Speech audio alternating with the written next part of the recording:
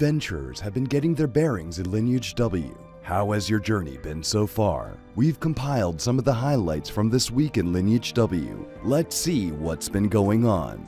First, you may have noticed that it rained a lot in World last week. When it rains near a body of water, a frog weather event is triggered. Apparently, you can win a lot of Adena by hunting this frog. Many adventurers have participated in this weather event and earned an average of 42,185 Adena a day. You definitely need lots of Adena to level up your character. So, when you see the alert about the frog spawning, make sure you go for it. Next up, we have news of the various turf wars in each of the servers. First, let's look at Ava 7, where South Korean players had an uphill struggle against the Taiwanese players the week before. Again, these two groups had a massive battle this week. It started when Taiwanese players attacked Korean players in the middle of a Queen Ant run. However, it looks like streamer Inbum offering diamonds to recruit more players on the Korean side actually paid off. The Korean gamers not only won the battle and took down the Queen Ant, but also raided the Taiwanese gamers who had retreated to the Dragon Valley and were going after the Drake.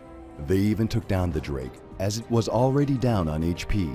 The Taiwanese players were not so easily defeated though. Another fierce battle ensued, this time over the Phonos Orc Trooper, and the Taiwanese team overwhelmed the Koreans with sheer numbers after suffering some heavy losses.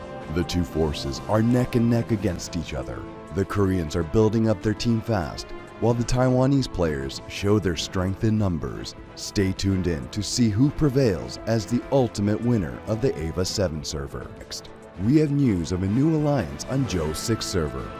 Last week, we saw that the Monmon group joined forces with a Taiwanese group to take over the rule of the server. Forming this new alliance seems to have been the right move.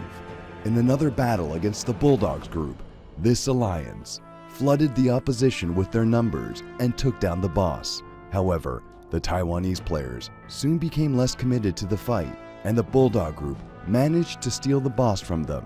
This international alliance was formed to go against the Bulldog group.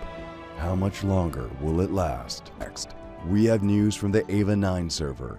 Last week, streamer Imunju's group struggled against the Taiwanese group and was trying to build up their team.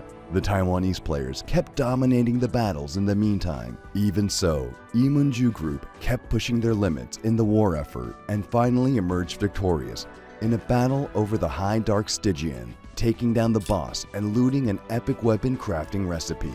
However, as the Taiwanese Blood Pledge has also started recruiting more seriously, it seems likely that the Taiwanese players will continue to prevail on Ava 9 server. Lastly, we have news from the Grand K9 server. Last week, we saw that GK9 server has the second most Korean players. A group of Korean players, led by streamer Naningu, is showing a steady development without much conflict. Naningu was also the very first player to craft an epic Orichalcum dagger amongst all servers. The Grand Kane world happens to have a more even population in terms of nationalities of the players. We shall see how that might play into the steady rise of the Naningu group once the world-based content is unlocked.